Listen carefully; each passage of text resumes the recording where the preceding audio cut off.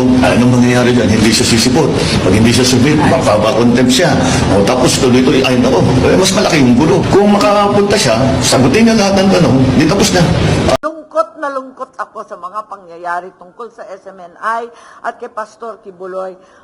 Hello mga kabibig! Welcome back sa ating bagong YouTube channel. Ito ang pinakamaingay ng YouTuber sa lahat ng YouTube. Ako si Kabibig, maglebag-lebag at with evidence. Salamat po sa lahat ng mga supporters, subscribers, followers, and nag-comment palagi sa aking mga Facebook at saka sa YouTube ng mga post. Ito na ang ating chika ngayon. Supalpal na naman si Risa Hontiveros. Oy, dalawang senador na ang nagsupalpal kay Risa Hontiveros. Una si Senator Francis Tolentino. Ngayon si Senator Amy Marcos. Sabi ni Senator Amy Marcos, karapatan naman ng Senado, ng kongresista na mag-request or mag-release ng subpena, pero dapat sana alalahanin nila ang rights. Alalahanin din nila ang pagkatao ni Pastor Apollo Kibuloy. Sabi ni Senator Amy Marcos, naaawa ako kay Kibuloy at sa SMNI. Ay! Umaasa sa Senator Amy Marcos na maayos ang kaso ni Pastor Apollo Kibuloy dahil marami itong natutulungang mga tao. Maraming followers si Pastor Apollo Kibuloy. Sabi ng iba, buti ka pa Amy Marcos. Tapos tumatanaw ka ng utang na loob kay Pastor Apollo Kibuloy. Pero yung kapatid mo, pinagtatawanan lang si Pastor Apollo Kibuloy. Sinabihan pang, ay kailangan niyang harapin kung ayaw niyang ma-aresto. Di ba? Ito si Senator Amy Marcos talaga noon, nag-iisip. Sabi ng ilang netizen na iba si Senator Amy Marcos. Kasi sabi ng Senator Amy Marcos, dapat bigyan ng due process si Pastor Apollo Kibuloy. And I agree on that. Hindi lang ratsadahan na, so pinahay namin, kung hindi pupunta, arestuhin. Parang, ano ba? Ganun na ba ang klase ng mga senador meron tayo ngayon? At hindi talaga makapigil din si Risa Hontiveros. Okay? Panoorin nyo ang explanation ni Senator Amy Marcos para maintindihan nyo rin. Hindi puro lang chismis ang ating inaatupag ba? At dapat yung mga, kuro-kuro opinion natin, i-comment below. Okay? Watch this video. Lungkot na lungkot ako sa mga pangyayari tungkol sa SMNI at kay Pastor Kibuloy. Mabait siya sa atin at higit sa lahat talagang tumutulong sa napakarami. Kaya't malungkot ako na nauwi sa ganito at sana na isaayos na lamang ito. Do you think dapat na sundin ni Pastor Kibuloy yung payo sa kanya ng Pangulo? Well, alam naman natin na talagang kapangyarihan ng Kongreso at ng Senado na mag-issue ng subpoena, talagang fundamental power yan. Pero alalahanin natin na kinakailangan bigyan ng substantive and procedural due process at saka yung karapatan against self-incrimination. Ang ibig ko sabihin, lungkot na lungkot ako sa mga pangyayari tungkol sa SMNI at kay Pastor Kibuloy. Mabait siya sa atin at higit sa lahat talagang tumutulong sa napakarami. Kaya't malungkot ako na nauwi sa ganito at sana na isaayos na lamang ito ng mas mapayapa at mas tahimik na pamamaraan. So, nalungkot ka rin ba, ma'am, na meron siyang mga allegations against the President and the First Lady na parang nakikipagsabwatan ba sa Amerika? Alam niyo yung maraming nagsasabi, yung tungkol kina Presidente Duterte, tapos yung kamag-anak nila, ganun din sa kay Pastor Kibuloy. Alam mo kasi talaga namang tumulong sila sa lahat ng ginagawa ng administrasyon para panalo yung administrasyon. Pagkatapos may ganito, yung allegedly pang-aape. Kaya in a way, naintindihan ko, nalulungkot ako, pero naintindihan ko kung bakit sila nagsasalita ng ganyan. Pero ganun pa man, naasahan ko na maisaayos yan sa lalong madaling panahon at alalahanin natin ang karapatan ng lahat, including due process and the right against self-incrimination. In fairness naman na klaro talaga kung ano ang gustong iparating ni Senator Amy Marcos sa mga kasenador niya na sana mabigyan ng due process si Pastor Apollo Kibuloy. At in fairness naman, sumagot si Risa Hontiveros. Sabi ni Risa Hontiveros na i-assure niya na mabibigyan ng due process in Senate inquiry si Pastor Apollo Kibuloy.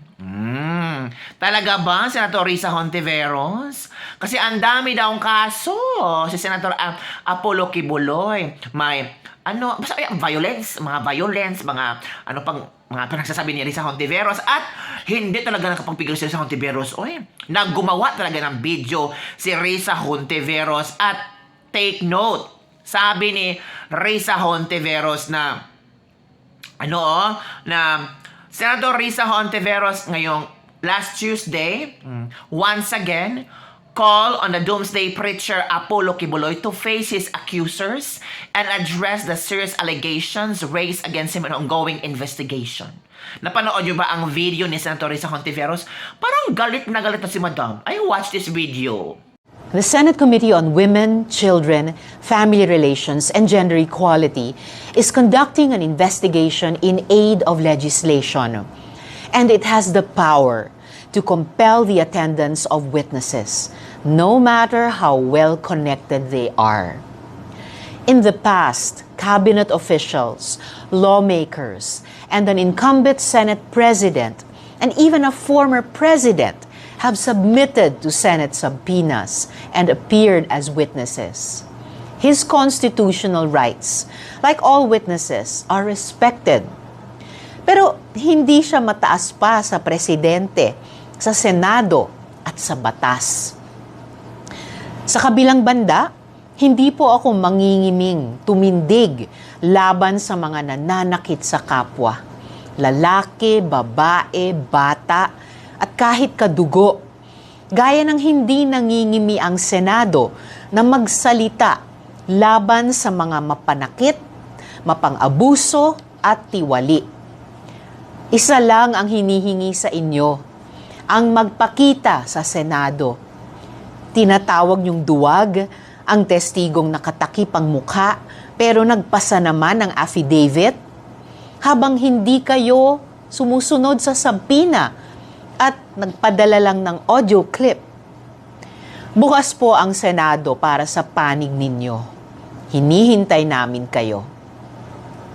At ito naman ang mga reaksyon ng mga ilang netizen.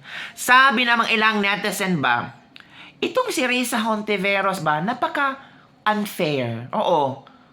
Si Pastor Apollo Kibuloy, sabihin natin kung totoong maraming siyang kaso, paano naman yung mga pare?